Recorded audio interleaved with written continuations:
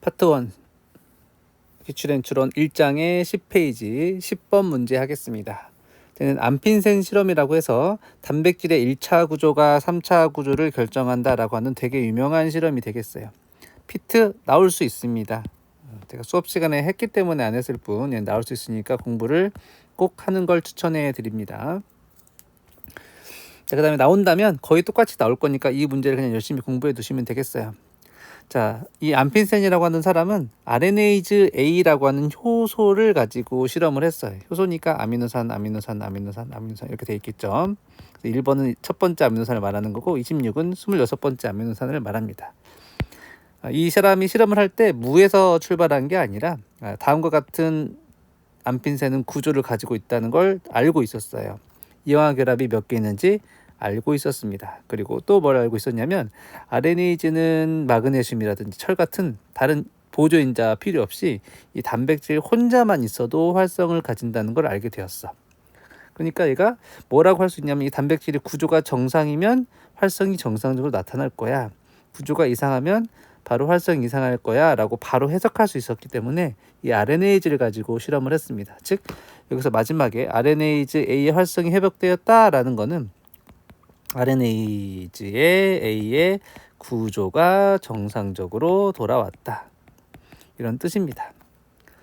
자, 실험 과정, 그림을 그리기 귀찮으니까 그 기출엔 추론 1권의 해설 171쪽에 있는 그림을 가지고 바로 해설을 하겠습니다. 이 페이지를 펴고 보시면 될 것 같아요. 자, 실험 과정 가가 뭐냐면 정상 RNase의 요소와 팔몰 유래와 베타 머캅토에탄올을 처리해서 RNase를 완전 변성시킨다. 변성시켰기 때문에 활성은 없겠죠. 그 다음에 여기서는 어떻게 했냐면 나 과정에 요소를 먼저 제거합니다. 요소를 먼저 제거하면 이거는 요소는 약간 비교적 소수성이거든요. 요소를 제거하면 그 주변은 수용액 상태가 돼요. 수용액 상태에서 아미노산들의 그 잔기는 여전히 똑같잖아. 아미노산들의 알기. 물을 싫어하는 애와 물을 좋아하는 애가 있을 거니까 그에 따라서 가장 안정한 어떤 구조를 가지게 됩니다. 이렇게 구조를 가지게 되다 보면 이 설프이드를 가지고 있는 이 시스테인들이 아까 8개 있다고 했죠. 8개 있다고 안 했나? 이미 알고 있었는데 16번, 84번, 72번, 65번, 110번, 58번, 40번, 95번의 아미노산들은 설프이드기를 가지며 이 가까운 두 아미노산 사이에 이화 결합이 형성되어 있다는 걸 알고 있었습니다.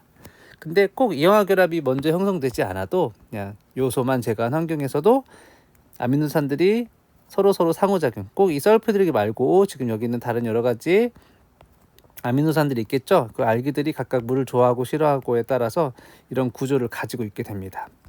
그런 상태에서 다 과정에서 베타 머캅토에탄올을 제거하면, 베타 머캅토에탄올 아시죠? 이항화 결합을 설프이드기로 환원시켜주는 분자예요. 근데 걔를 제거한다면 이항화 결합의 산화 조건이 되기 때문에 그들 사이에 이항화 결합이 형성되는 겁니다. 그렇게 형성되었더니 처음 구조와 똑같죠. 왜냐하면 유리아를 제거했을 때부터 이미 원래 정상 구조를 가지고 있었기 때문에 베타 머캅토에탄올 처리 제거하면 원래와 똑같은 구조를 가지게 되고 그래서 활성도 원래와 같은 형태가 나타나게 되는 겁니다. 이 실험을 통해서 이제 물어볼 수 있는 보기 기억 가 과정에서 팔몰 유래아와 베타 머캅토에탄올 처리했을 때 RNase가 변성되었죠. 변성되었다 이꼴 그 단백질의 엔트로피가 증가했다. 무질서도가 증가했으니까 지식형으로 맞는 보기가 되겠죠. 이거 알 수 있고 그 다음에 다 변성시킨 다음에 우리는 가만히 뒀잖아. 단백질이 변성되면 우리 그 앞에 9번 문제에서 했죠. 단백질이 변성되었을 때 1차 구조만 그대로 남아있다. 1차 구조의 정보만 있었지만 우리가 팔몰 유래아와 베타 머캅토에탄올 제거했을 때 단백질이 정상 구조를 가졌죠. 그러니까 뭐라고 말할 수 있어? 단백질의 아미노산 조성이 아니라 서열인 1차 구조가 있다면 단백질의 3차 구조를 결정해 줄 것이다 라는 결론을 내릴 수 있습니다. 그래서 디귿은 틀린 보기가 되겠어요. 그냥 외우세요. 서열이 중요하다. 수업 시간에 했죠. 글리신, 알라닌, 알라닌이랑 알라닌, 글리신 조성은 같지만 얘들이 형태는 다 다르게 가지게 된다고. 번역할 때 이 엔말단부터 단백질이 나오게 되고 엔말단에 나온 단백질들끼리 상호작용하기 때문에 조성이 같아도 순서가 다르다면 단백질 구조는 다를 수 있다고요. 단백질의 구조는 아미노산 서열인 1차 구조가 결정해 줍니다. 그래서 디귿은 틀려요. 그다음에 나와 다도의 순서를 바꾼 것도 안핀센이 했는데요. 그것도 해설에 있는 걸 보고 하겠습니다. 나와 다의 순서를 바꿨다는 건 어떻게 하냐면 해설 171쪽에 정상 구조에다가 베타 머캅토 에탄올이랑 팔몰 유리아를 처리해서 변성시켜.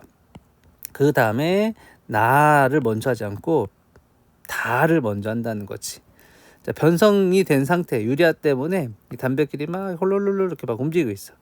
근데 여기서 베타 머캅토에탄을 제거하면 가까워진 설프히드리기 사이에 우연히 그냥 이항화 결합이 형성되죠. 랜덤하게 형성됩니다. 8개의 설프히드리기가 랜덤하게 이항화 결합을 4개 형성하게 된다는 거지. 근데 이거 뭐 수학적으로 뭐 수업 시간 했잖아, 그렇죠? 8C2 곱하기 6C2 곱하기 뭐 4C2 곱하기 2C2에 뭐 팩토리얼로 나눈 거 뭐 이렇게 하면 총 가짓수가 105가지거든요. 우연히 형성되면 약 1% 정도만 정상 구조를 가지게 되고요. 나머지는 랜덤한 구조 상태에서 스크램블 된 이상한 형태의 RNA 구조를 가지게 돼요. 그래서 활성이 거의 없습니다.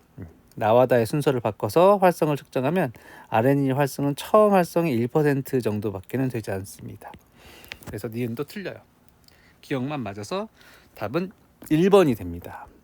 왜냐하면 설프히드리기는 공유결합이기 때문에 이렇게 공유결합 이상하게 형성되잖아. 그 다음에 팔몰 유리아를 제거하더라도 이항화 결합이 이 전체 구조를 잡아주고 있기 때문에 이 원래 잘못된 구조가 그대로 유지가 됩니다. 그래서 잘못된 건 그대로 잘못된 걸로 남아있고 정상적인 건 정상적인 형태가 되는데 그대로 남아있는데 그 1% 미만이기 때문에 전체 활성은 굉장히 원래보다 적은 약 1% 정도의 활성만 나타나게 돼요. 그래서 기억만 맞아서 답은 1번입니다. 끝.